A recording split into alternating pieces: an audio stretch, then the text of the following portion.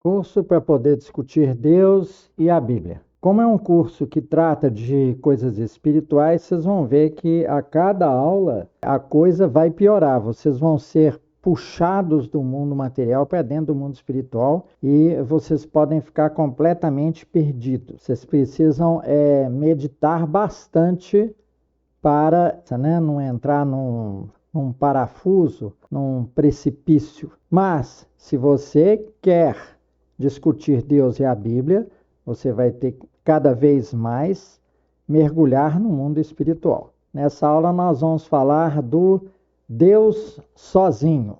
O que Deus fazia quando ele estava sozinho antes da criação? Ou quando a gente pensava que ele se sentia sozinho. Analisem em termos humanos. Quando você tem a sensação de estar sozinho, solidão, esta sensação te incomoda porque tem outros semelhantes que estão com companhia, estão se divertindo, estão saindo, estão com outras pessoas, estão andando para lá e para cá e você está sozinho. E se você está andando na rua, você não tem nenhuma companhia para conversar. A solidão incomoda em primeiro lugar se você sabe que tem outros que não estão dentro deste estado seu de solidão. Em segundo lugar, tem que existir a dimensão de tempo. E agora a gente fala sobre como Deus se sentia sozinho antes da criação. Sem tempo, ele pode ter constatado que estava sozinho depois de 100 anos, depois de 1000 anos, depois de 100 mil anos, depois de 1 milhão de anos. Se não há tempo para Deus, como é que ele vai poder falar assim? Como é que ele poderia falar? Nossa, eu já estou há tanto tempo sozinho. Para Deus não existe o tempo. Então, não existe esse tipo de constatação de ficar chateado. Ah, eu já estou há milhões, bilhões de anos sozinho, eu vou fazer a criação. Ele está fora do tempo. E isso é coisa do terreno espiritual, ausência de tempo. Tanto é que Deus nos promete a vida eterna.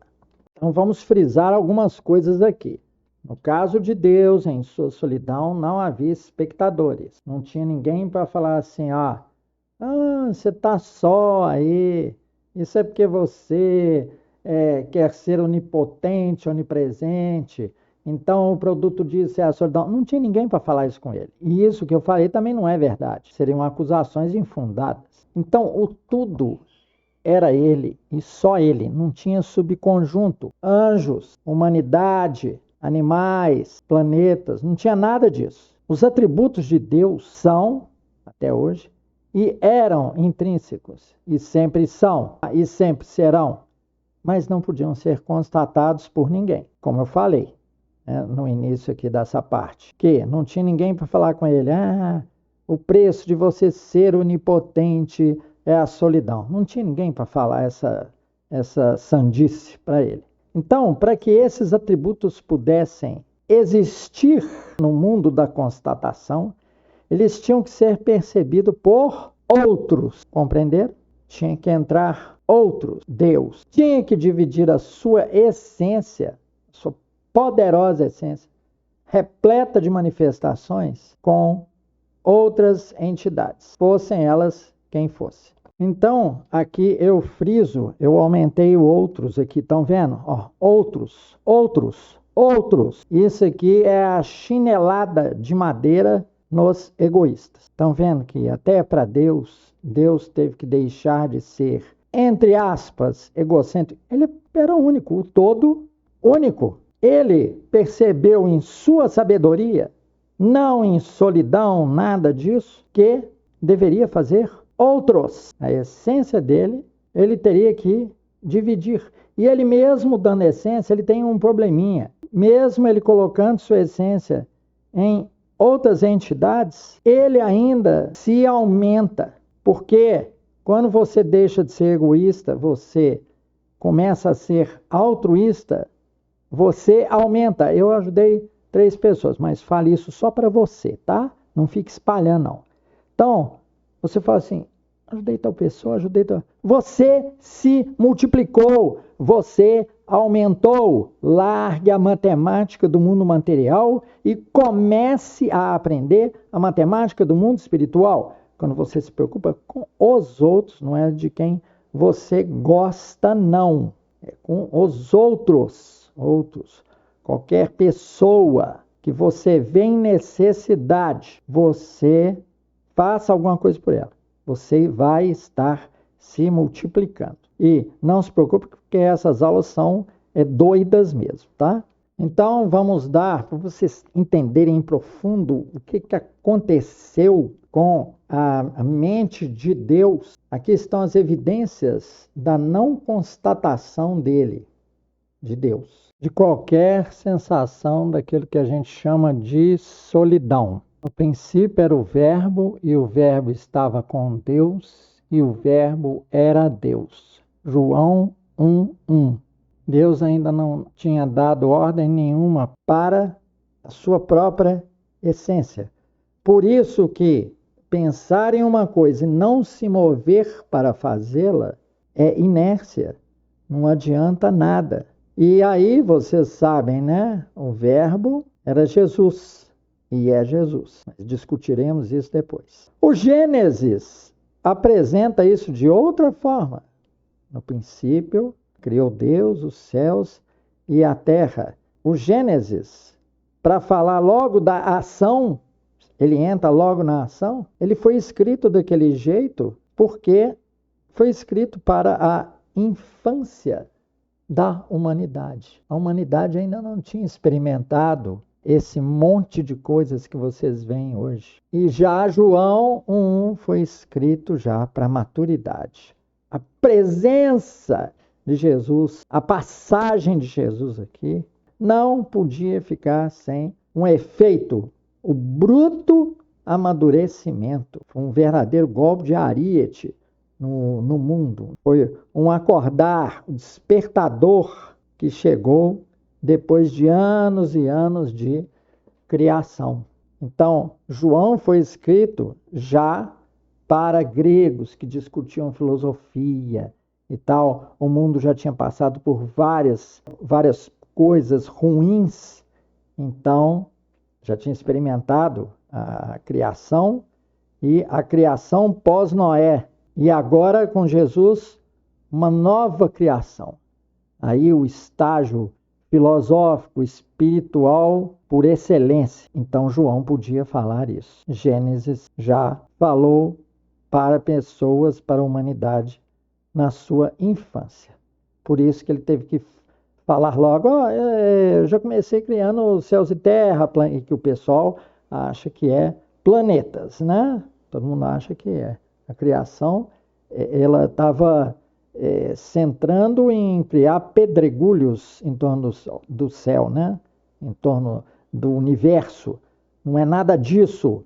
A maior criação que teve foi uma que mediria a bondade, a justiça de Deus correta, que seria o homem. Tudo estava sendo preparado para, no sexto dia, criar o homem. Este sim, com vontade, com seus próprios pensamentos, suas próprias opiniões. Aquilo que Deus queria. Um homem livre. Mas até liberdade traz responsabilidade. Então não digo que o homem tinha que ser totalmente livre, não. Liberdade traz responsabilidade. Então vejamos. O verbo, como é colocado no Novo Testamento por João, é a palavra.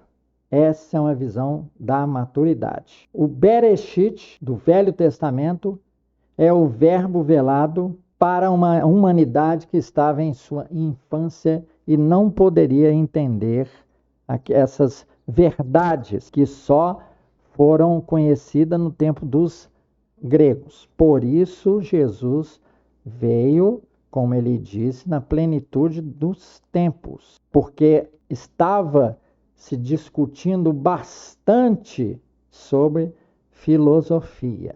Os gregos, apesar de terem escravos, eles tinham um espírito elevado. Tanto é que eles tinham uma estátua até para o Deus desconhecido, que era e que é o nosso Deus, a quem a gente conhece. Então, alguém aí perguntaria, bem, não, você está falando do Deus sozinho e tal, mas espera aí, vocês dizem que esse verbo é Jesus, como é que você pode dizer que Deus estava sozinho? Se no princípio era o verbo estava com Deus. Não, peraí, Deus não estava sozinho, tinha dois. Não tentem entender o mundo espiritual com verdades materiais, com entidades que vocês dão nome apenas nesse mundo material, usando vocabulário material.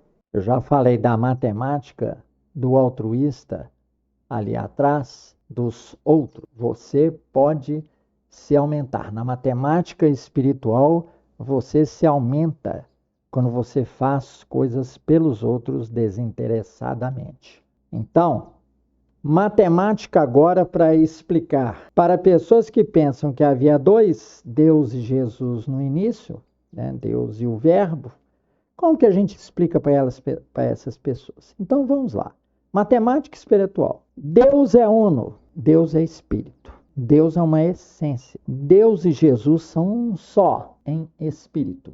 E ainda Jesus deixou o Espírito aqui na terra, o Espírito Santo, uma pessoa. Ele é uma pessoa. Não pense materialmente, tá? Não tente explicar verdades espirituais com conceitos limitados do mundo material. Até o mundo material tem metáforas que explicam esse tipo de coisa. Então, retornemos à aula anterior. Olha lá, até esse mundo material tem metáforas que explicam essa verdade. Eu falei do campo eletromagnético. O campo é uma essência invisível, composto de duas partes. O campo magnético e o campo elétrico. Dois formatos de onda que andam perpendicularmente, tá certo? E isso produz campo magnético. Inclusive tem uma manifestação que você vê o tempo inteiro, que é a luz, que é esse tipo de coisa. Ou seja, Deus já anda por aí, mas ele não anda por aí porque ele é onipotente, é onipresente. Então, ele não precisa andar, ele já está em todo lugar. Então, vocês estão vendo uma coisa da física que, metaforicamente, já fala da trindade, do que é chamado de trindade, mas é um só. Por isso que físicos ateus são imperdoáveis. Cientistas que estudam coisas profundas da constituição da matéria, da formação do universo, da sua constituição, das suas leis, tentam descobrir as equações dele, colocar tudo no papel, eles são imperdoáveis. Eu tenho vontade de ficar na porta do céu, não deixa nenhum físico ateu entrar. Não vai entrar. É uma raça, é nojento. É nojento você lidar com verdades do universo, com leis, com equações e não reconhecer que existe um planejador por trás. Eu tenho nojo dessa raça. Eu tenho nojo. Isso é imperdoável. Imperdoável. Pessoas que dizem, tem PhD, tem não sei o quê, não sei o que lá, me mostra Deus. Eu já falei disso aqui no curso, sobre tentar mostrar Deus. Então, é imperdoável isso. Até as leis da física, manifestações físicas, dão uma pista do mundo espiritual. E o pessoal nega. Gente com PhD, com MBA, né, graduado, pós-graduado, pós-graduado, metagraduado e se comportam como verdadeiros asnos. Então, se Deus era tudo, é tudo, e estava sozinho, porque é que ele agiu, mesmo sem haver tempos, mesmo sem ele perceber que estava, sei lá, há bilhões de anos parado, não há tempo para ele, e não havia tempo antes da criação também. Então, ele sendo Deus justo, misericordioso, onipotente, onipresente, onisciente. No onipotente, lembrem-se, está eu faço a paz e crio o mal. Aí não está falando, onipotente, só faço o bem, não. Tirem essa ideia infantil de Deus da cabeça. Então, ele precisou dar materialidade a uma criação, na qual ele pensou várias e repetidas vezes. Ao mesmo tempo, essas duas coisas, o verbo estava parado na boca de Deus. Ele ainda não tinha dito, ele não tinha materializado as coisas com a sua palavra. Então Deus disse um basta ao nada. O nome El Shaddai vem disso, de basta. Ele disse um basta ao nada. Então que haja alguma coisa. Compreenderam? Então ele criou para dar vazão aos seus atributos, para que seus atributos possam ser constatados, precisa ter constatadores. É preciso ter entidades, não as que estão em absoluta comunhão com ele, sabem como ele é, que é Jesus e o Espírito. Ele precisou dar vazão a esses atributos para novas entidades. Outros, eu disse mais aqui em cima, outros. Isso é que acaba com o egoísmo, com o egocentrismo. Ter outros e começar a dar início à matemática de Deus, a esse mundo maravilhoso aqui que nós estamos. E que tem gente que não consegue entender, porque raciocina apenas com verdades do mundo material. Então vamos a algumas conclusões. Criação pelos atributos de Deus e unicamente. Deus nunca se sentiu sozinho. A solidão, ela pode ser de 3 tipos e Deus não experimentou nenhuma delas. A conceitual, quando a pessoa se isola para fazer uma avaliação interior. A material, a pessoa se sente só porque está preocupada com o que os outros vão falar. Falando está sozinho, não tem ninguém, ele não tem amigo, essas bobagens. Funcional, aí seria o egocentrismo. A pessoa só se preocupa consigo mesma. Ela não está nem aí, para ela não existe outro. Então ela é meio doente. Então, como eu disse, Deus não experimentou nenhuma destas formas de solidão. Deus fez a criação para criar o outro. Jesus e o Espírito estavam em íntima comunhão com ele. Então ele quis criar um outro, o homem. Aí você diz, não, mas ele criou planeta, planta, não sei o quê. Tudo para dar suporte a uma só criatura com vontade própria, o homem. 6º dia. Lembrem-se. Bem, e com essas conclusões enigmáticas, né, a gente conclui essa 13ª aula também muito enigmática. Meditem sobre isso, tá? Porque aqui foi falado sobre solidão e sobre o outro. Deus criou o outro, deu uma chinelada no egoísmo. Muito obrigado por sua atenção.